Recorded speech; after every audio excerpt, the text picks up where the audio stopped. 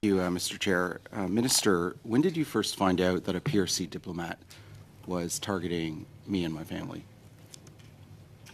I've learned it through the news. Why is this diplomat still here?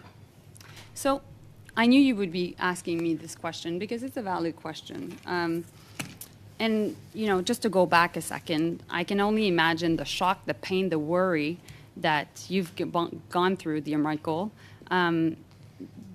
due to the targeting of your family and loved ones. And so, as I mentioned earlier, on a personal level, and, you know, as Foreign Minister, I take this extremely seriously. You've asked me questions regarding foreign interference in the past. I've always said that, of course, we would never tolerate any. And second, we would make sure that, you know, if there was any violation of the Vienna Convention, we would take action. Minister, Article 9 of the Vienna Convention is clear. I will just, if I can. I've heard your answer. It's no, but I'm not finished. Why is this diplomat still here? Article 9 of the Vienna Convention is clear. Article 9 says that the government can declare a diplomat persona non grata for no reason.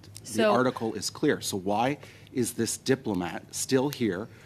A diplomat who has more rights and immunities than the Canadians around this table to go around and conduct his foreign interference threat activities. He has diplomatic immunity. He cannot be criminally prosecuted. We all remember the case of the Russian diplomat who mowed down a Canadian citizen in a drunk driving case and killed her, and Minister Manley was unable to do anything about it.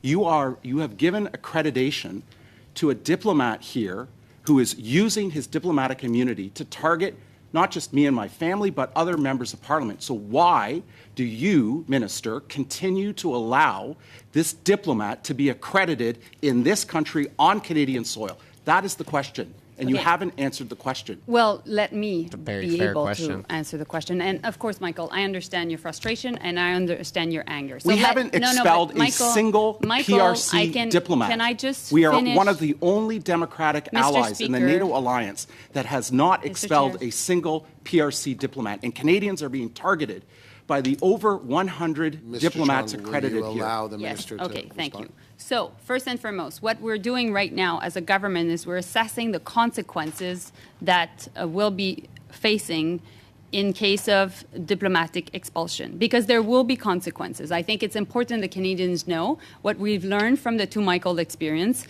is that, of course, China and the PRC will take action.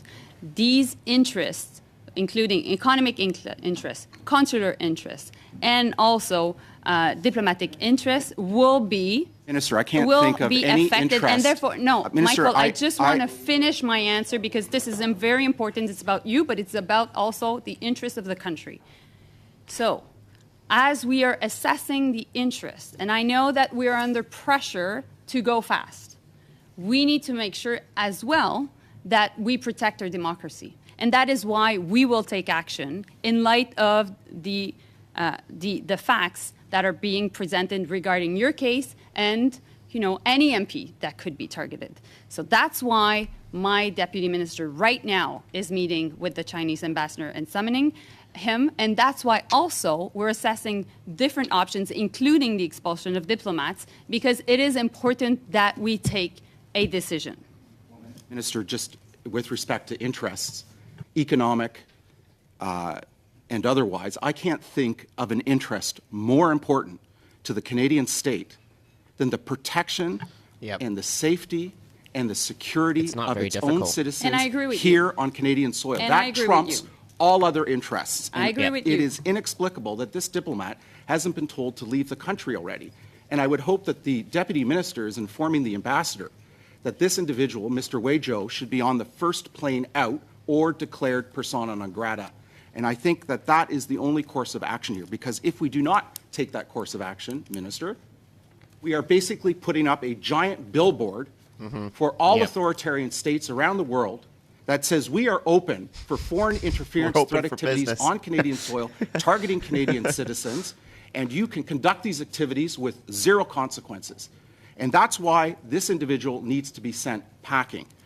So Mr. Chair, a question and about... I share your concern regarding foreign interference. I share your concern regarding the message we would be sending. I think in order for this country to be safe and prosper, of course, democracy must be at, our bedrock. That being said, we will take a decision thoughtfully. We will take a decision that will have the best interests of Canadians and Mr. our Chair, democracy in mind. But I'd as like I to ask mentioned, a all question options are on the table. about Thank you. I'd like to ask a question about the intelligence assessment dated July 20th, 2021. Did your department receive this intelligence assessment? I was not the Minister of Foreign Affairs. I understand that, but I'm asking if your department received it. You were appointed minister on October 26th, several months later.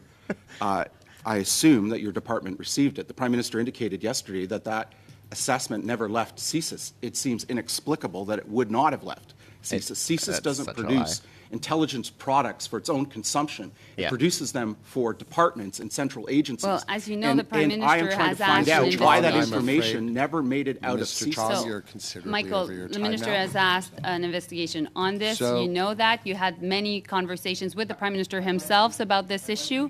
You've been briefed about this Bring issue this- at least Mr. 6 Chong, times. you're out of time. So I'd just you've like to had ask access Mr. to that Chong, information. you're a minute and 20 seconds.